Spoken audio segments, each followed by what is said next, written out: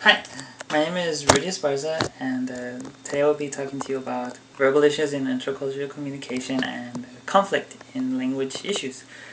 Um, Language is a key role in our world, in our society, in every society. It is everywhere, and it is difficult to understand why anyone wouldn't want to learn another language.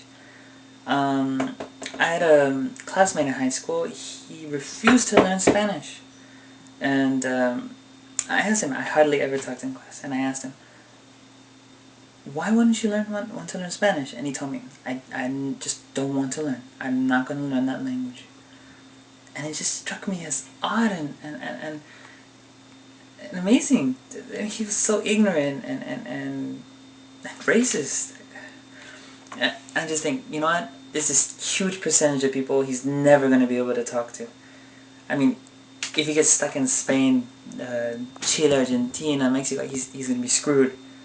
I mean, not screwed because he's pretty buff, but he's going to be at a severe disadvantage.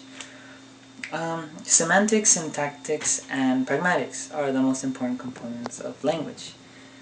And I had a very difficult part with the tonal system in the Chinese language. But if you study hard, you can overcome it and eventually learn any language. Seeing how language is composed, we can also see how the culture of this language is important.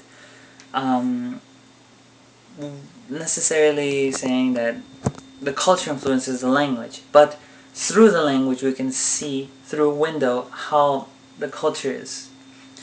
And this is also known as the Sapir-Whorf hypothesis. And my whole time studying language, I've always said that language is the main gateway into learning about another culture. And cultural communication and conflicts and language issues. When I see the issues of language cause conflict, it truly saddens me. When all one needs to do is be culturally sensitive, and everything would have perhaps been discussed peacefully if both people could communicate. And when I mean by could communicate, I mean had some sort of equal language they can share. Silence is also a key virtue.